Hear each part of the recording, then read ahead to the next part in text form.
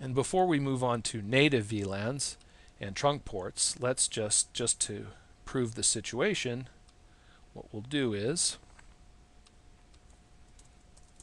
we'll do a conf t, we'll go to global config mode, we'll say line VTY 0 space 15, we'll say password Cisco, and then we'll say login. So now we've configured the virtual terminal access for Telnet, and now we should be able to Telnet in from the PC, and we'll give that a try. So we'll go here and we'll say, instead of ping, we'll say telnet 192.168.99.2 and hit enter, and sure enough gives us a password, and now we've telnet into the switch.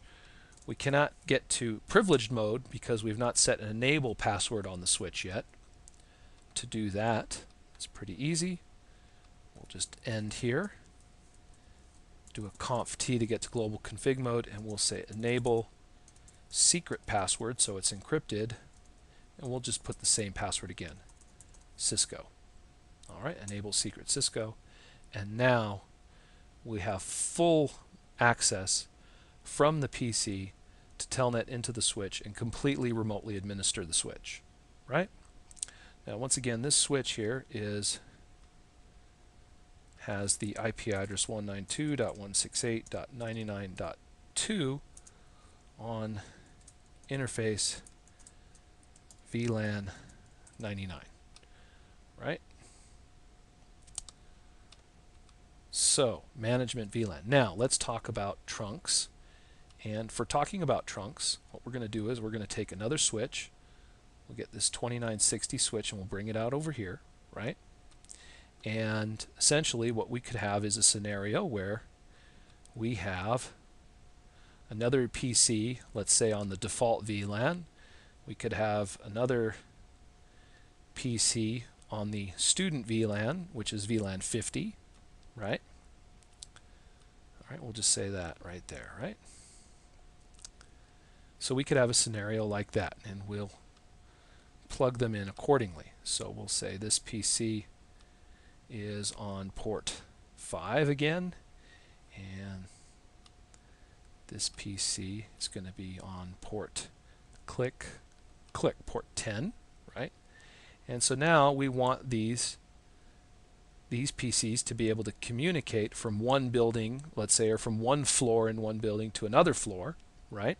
And these PCs are hooked up to this switch, and these PCs are hooked up to this switch, but they need to be a part of the same network. And to make them part of the same network, they need to be part of the same VLAN.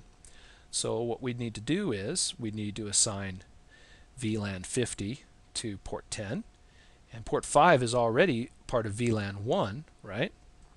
So 192.168.1. Let's say make him 101, right? And then this PC 192.168.50.102. So if we got 50.101, 50.102, 1.100, 1.101. And we'll have to configure these IP addresses in the IP configuration tool here.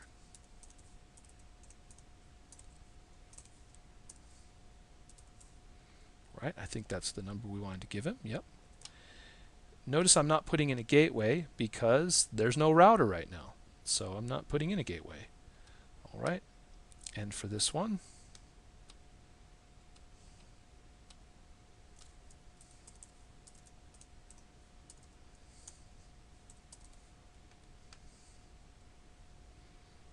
all right, that looks good. Okay.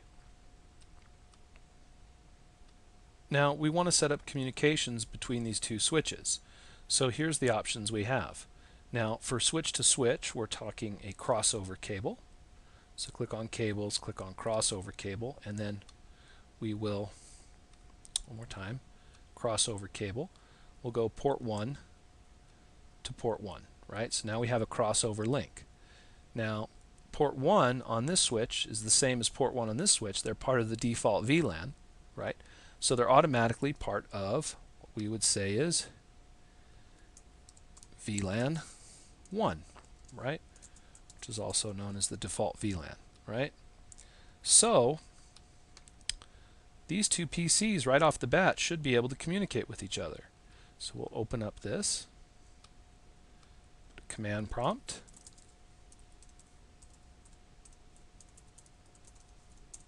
And you can see that, sure enough, this PC can communicate with this PC, right?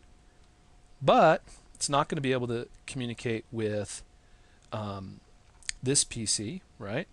Because he's on a separate VLAN. And it's not going to be able to communicate with this PC because this PC has a separate network address here. The network address is wrong here. They're on separate networks essentially. And let's configure first of all. So there's two choices. What we could do is, if we want to communicate from here to here, we could take another port on the switch and communicate it and configure it for VLAN 50, essentially having two connections going from here to here, right? But then you waste two ports on this switch and you waste two ports on this switch. So one port for VLAN 1 and one port for VLAN 50, right? And you need two cables just so this PC can communicate with this PC and this PC can communicate with this PC, right? And you're wasting two ports on each switch. A better way to do it is to set up a trunk going across. That way both VLANs can communicate across the trunk because a trunk can carry multiple VLANs. It's like a VLAN superhighway. So that's the better way to do it. Now, before we do that, we do have to configure port 10 here on this switch for VLAN 50. So let's do that really quickly. So type enable conf t interface FA0/10 and we'll do tab switch port mode access switch port access VLAN 50, right? Now notice what happened here. I did something different than I did last time. I just went switch port access VLAN 50, but I hadn't created VLAN 50 first. So the switch responds with, hey, access VLAN does not exist, and then it creates VLAN 50 on the fly for me. And that was pretty nice, right? It did that automatically because I had never created VLAN 50 on this switch. So that was pretty nice. Now, if we go to look at it though, it's not going to have the nice name that I gave the other one, right? Right? The name here is VLAN 0050, right? And that's not exactly VLAN and then student, right? So that wasn't that nice. So we could always, let's see if we can fix that. Conf t VLAN 50 name student. And now we'll do that. We'll do a show VLAN. And you can see now the name is nice. It says student, right? Okay. Okay, where I left off was I have VLANs on these two switches. I've got VLAN 1, the default VLAN, and a PC on that and a PC on that. And they can communicate across this link because this link is by default part of VLAN 1, just because every port on the switch by default is part of VLAN 1. Now if I want this PC is on VLAN 50 and has a 50 network, to talk to this PC who's also on the 50 network and on VLAN 50. If I want them to be able to talk across, then one option that I have, and I mentioned this before, is grabbing another crossover cable, attaching it to port 02, attaching it to this switch to port 02, and then putting those ports on VLAN 50. So I'll just label them. So VLAN 50, right? And so I need to put ports 2 on VLAN 50, and then this PC will be able to communicate with this PC, right? because we'd have a link, an access link on VLAN 50, right? And we can do that. It's easy enough. But you're wasting 2 links on your port. You're wasting essentially 4 ports instead of just 2 if you decide to change and say, no, no, no. Instead of doing that, let's just make 1 link across and make it a trunk.